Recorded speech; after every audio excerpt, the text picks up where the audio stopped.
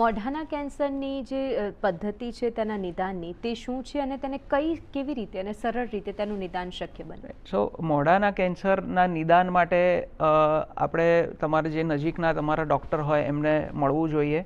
અત્યારે એનું જે પહેલું પગથિયું કહેવાય એ હોય છે બાયોપ્સી, કે બાયોપ્સીથી એક નાનો ટુકડો લઈને આપણે નિદાન કરી શકીએ કે આમાં કેન્સરની અસર છે કે નથી.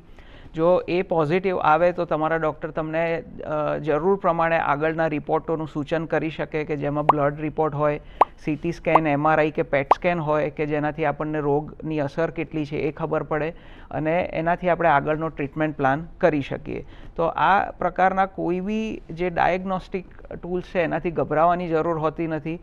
બહુ જ અગત્યની વસ્તુ મોઢાના કેન્સર માટે એ છે કે આપણને જેટલી વહેલી ખબર પડશે, જેટલું વહેલું નિદાન થશે એટલું આપણને સારું રિઝલ્ટ મળી શકે.